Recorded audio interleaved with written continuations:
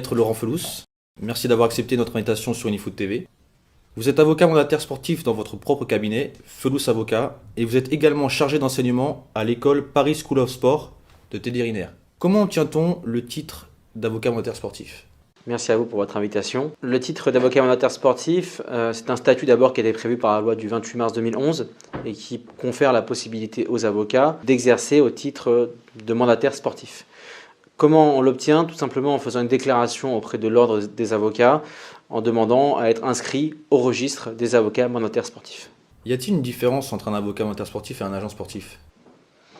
Il n'y a pas une, il y a plusieurs différences. J'ai parfois tendance à dire qu'un agent et un avocat sont complémentaires. Je l'ai dit d'ailleurs dans les précédentes questions qui ont été posées. Mais en l'état, les différences sont notamment au niveau de l'intermédiation. Un avocat n'est pas en mesure, n'est pas en droit de démarcher un client parce que c'est une activité qui est commerciale. Et un avocat, en tant que tel, n'est pas en mesure de le faire. Donc déjà, à ce niveau-là, il y a une différence. Par ailleurs, l'avocat apporte une plus-value non négligeable en matière juridique, en matière de rédaction, négociation et conclusion des contrats. D'accord. Est-ce que s'occuper d'un joueur, c'est juste gérer l'aspect terrain et club ? Ou il y a d'autres aspects ? Si ça se résumait seulement à l'aspect terrain, ça serait facile. Encore que il y a quand même beaucoup de travail. Il y a aussi tous les aléas et plus on avance et plus les aléas, on va dire, se multiplient, plus le travail est important et plus les joueurs sont, on va dire, assistés. Donc il y a un travail qui est de plus en plus important, que ce soit pour les agents ou les avocats. D'accord, donc en fait, il n'y a pas que l'aspect terrain, il y a aussi d'autres aspects, il y a l'aspect logement, patrimoine, tout ça.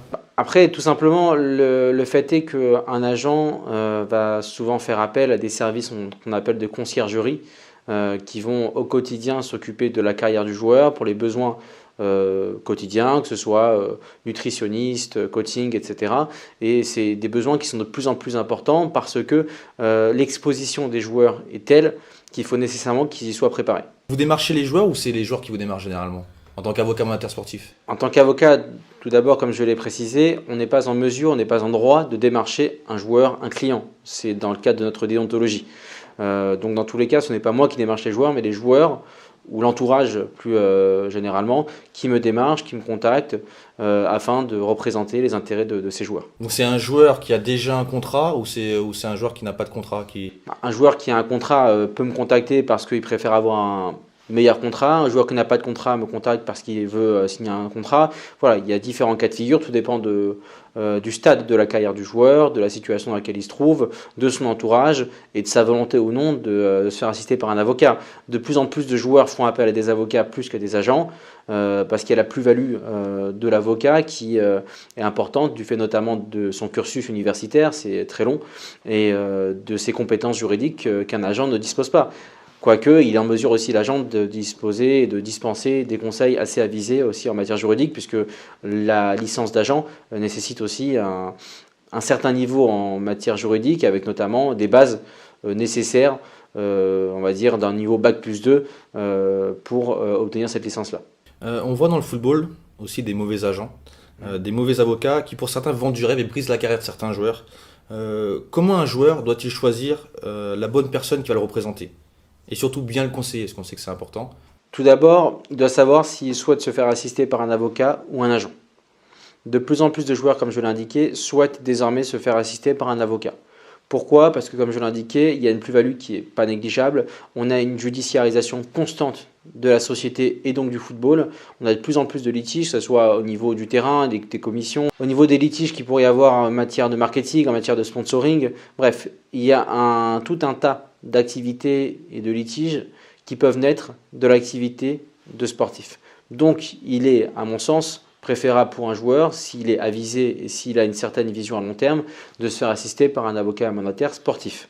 Maintenant, les agents ont aussi leurs compétences, qui fait qu'ils ont leur réseau dont dispose aussi un certain nombre d'avocats également, qui permettent à certains joueurs d'être placés dans des clubs, on va dire parfois exotiques, parfois de top niveau, tout dépend de la requête et du niveau du joueur. On a beaucoup de jeunes joueurs qui sont approchés par des personnes qui n'ont pas de licence d'agent, au titre d'avocat mandataire sportif. Qui peut s'occuper légalement d'un joueur de football aujourd'hui ? Alors historiquement, tout d'abord, on a eu les agents. Les agents sont en droit de représenter les joueurs lorsqu'ils disposent de la licence. Cette licence nécessite de passer un examen, un diplôme qu'on obtient en passant un examen auprès notamment de la Fédération française de football. C'est prévu par l'article L222-7 du Code du sport. Cette licence-là est nécessaire pour exercer l'activité d'agent. Elle est même indispensable. Tout exercice de l'activité d'agent sans cette licence-là expose la personne qui exercerait à titre illégal à des sanctions pénales. Ça, c'est un point qui est important et qui convient d'être souligné. Par ailleurs, depuis la loi du 28 mars 2011, comme je l'ai évoqué, désormais, l'avocat mandataire sportif est également en mesure de représenter un joueur, un club ou un entraîneur dans le cadre de son activité. Donc agent sportif et avocat mandataire sportif, c'est les deux seules personnes qui peuvent aujourd'hui s'occuper d'un joueur de football. Je parle bien de l'activité qui consiste à mettre en relation une partie, à savoir un club, un entraîneur, un joueur. Il y a aussi les activités, on va dire, annexes, que beaucoup de personnes exercent, à savoir l'activité de nutrition, coaching mental, coaching physique, media training, beaucoup d'éléments, beaucoup de prestations qui ne sont pas des activités d'intermédiation en tant que telles et qui sont donc du coup pas sous le coup de la loi du 28 mars 2011 ou de l'article L222-7 du Code du sport. Mais c'est valable qu'en France ? Pour l'instant, c'est valable qu'en France. Dans tous les autres pays, c'est complètement différent. Il n'y a qu'en France qu'on fonctionne. Alors justement, on peut jeter un pavé dans la mare, puisque depuis le dernier congrès de la FIFA, une réforme est en cours. Il faut reprendre l'historique. Il y a une circulaire FIFA en 2014 qui a supprimé le statut d'agent. Ce statut-là a été supprimé en 2014 avec effet entré en vigueur en 2015. Depuis lors, on n'a plus un statut d'agent, mais un statut d'intermédiaire. Ce statut-là est en cours et toujours en vigueur dans, on va dire, la grande majorité des pays, à l'exception de la France, qui, elle, a décidé de maintenir le statut d'agent avec le diplôme qui existe depuis plusieurs décennies.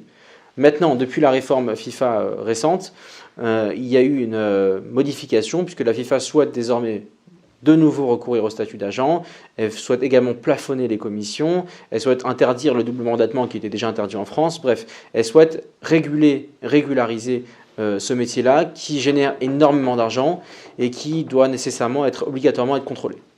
Y a-t-il des risques pour une personne qui exerce sans licence au titre d'avocat, qui fait signer une convention ou un contrat à un joueur ? Il s'agit d'un risque qu'on appelle un risque pénal, puisque des sanctions pénales sont prévues lorsqu'une personne exerce de manière illégale l'activité d'agent. Une personne qui va exercer illégalement l'activité d'agent encourt un risque pénal, comme je l'ai évoqué, qui pourrait aboutir à une peine d'emprisonnement. De combien de temps ? Jusqu'à 2 ans. On a beaucoup de personnes dans notre entourage qui s'occupent de joueurs qui font signer des conventions de représentation, 2 ans, je crois, c'est ça ? C'est ça. Et qui sont pas de licence d'agent et qui font signer leurs joueurs à l'étranger. Je n'ai pas encore eu connaissance de cas de figure où il y aurait eu des sanctions pénales d'une telle gravité qui auraient été prononcées. Maintenant, il y a un gros lobbying des agents en la matière, notamment du syndicat des agents, et il y a un mouvement en ce sens-là. Donc a priori, toute personne qui exercerait illégalement encourrait un risque important. Maintenant, dans le cas que vous évoquiez, il faut distinguer les conseillers, on va dire, sportifs qui n'ont pas la licence d'agent et qui exercent illégalement, et les personnes qui sont dotées d'une prestation de service ou d'une équivalence. Je m'explique. En vertu des articles 222-15 et suivants du Code du sport, une personne qui dispose de la licence d'agent à l'étranger, dans un pays de l'Union européenne, et qui souhaite s'établir en France, peut le faire par 2 biais. Premièrement, en faisant une demande d'équivalence. Il faut prouver une certaine expérience à l'étranger. Qui fait la demande ? C'est la personne en question, l'agent ou intermédiaire, si c'est un intermédiaire, qui fait la demande auprès de la commission des agents sportifs de la Fédération française de football. Cette demande d'équivalence doit être formulée à l'appui de pièces justificatives démontrant l'exercice au moins sur 1 an, dans les cadres des 10 dernières années, de l'activité d'agent dans le pays concerné. Donc ça, c'est une demande qui doit être formulée à la commission et qui permet de s'établir en France en tant qu'agent, sans avoir à passer la licence. Deuxième possibilité, c'est la prestation de service. Et là, pour le coup, c'est plus ponctuel. C'est une demande où il faut également apporter les mêmes preuves que pour l'équivalence, que pour l'établissement, et qui permet d'exercer au titre d'une prestation de service en France pour une durée d'1 an. D'accord. Donc là, en fait, c'est pour une personne qui vient de l'étranger, qui passe sa licence d'agent à l'étranger. ou qui est inscrit en tant qu'intermédiaire à l'étranger et qui souhaite exercer en tant qu'agent en France. Mais les personnes qui sont ici, qui sont en France et qui prennent des joueurs, leur fait signer une convention et ensuite les font partir à l'étranger. Comment ça se fait qu'ils peuvent le faire signer le joueur à l'étranger et pas en France? Ils ne peuvent pas faire signer ce joueur à l'étranger. Ils ne peuvent pas. Clairement. En fait, c'est la seule manière pour qu'ils puissent le faire légalement. Après, s'ils veulent le faire, ils le font. Après, moi, je parle juste du fait s'ils sont en droit ou non de le faire.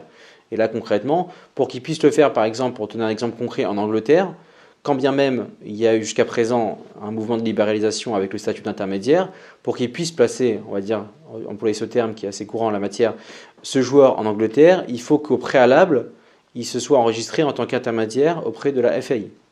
Comment on s'enregistre Tout simplement en faisant une déclaration en transmettant un chèque, en faisant une déclaration comme quoi on n'a pas été condamné, voilà, un formulaire préétabli. Donc moi, je suis en France, j'ai pas de licence d'agent, d'avocat amateur sportif. Je fais signer une convention à mon joueur de 2 ans, donc je suis illégal, c'est ça. Tout à fait. Mais donc je peux pas faire signer le joueur à l'étranger, Je peux rien faire, c'est illégal.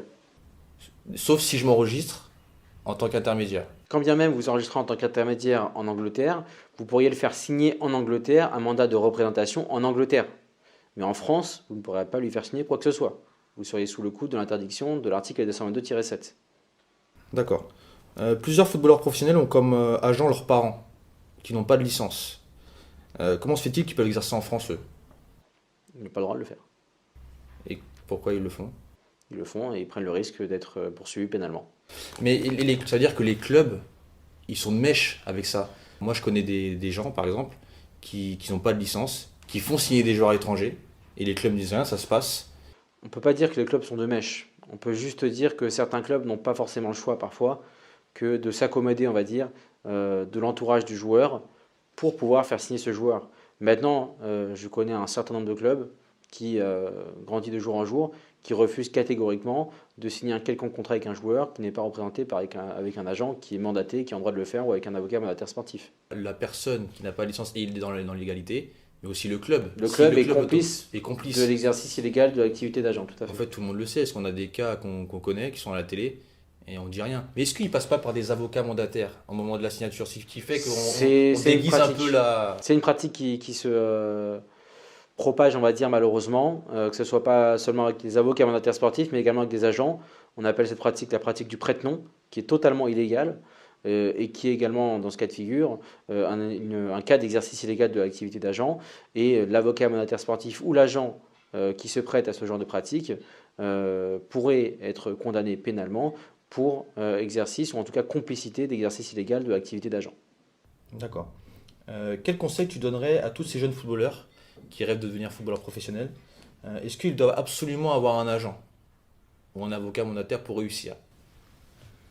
Personnellement, de par mon expérience, je pense qu'un joueur, à partir du moment où il atteint un certain niveau, doit obligatoirement être accompagné parce que, comme je l'ai expliqué tout à l'heure, on a une judiciarisation croissante, on a une complexification croissante de tout ce qui se passe au quotidien et un joueur doit se concentrer exclusivement sur son football. Et pour y parvenir, il faut nécessairement qu'il délègue la partie en dehors du football qui est réservée aux avocats mandataires sportifs ou aux agents. Donc à mon sens, s'il souhaite réussir, ou en tout cas s'il souhaite mettre toutes les chances de son côté pour réussir, il doit nécessairement être accompagné soit d'un agent, soit d'un avocat mandataire sportif. Et je pense que c'est préférable d'avoir plus recours à un avocat mandataire sportif. Merci Maître Laurent Felous. Je vous en prie. Merci beaucoup. Avec plaisir. Au revoir.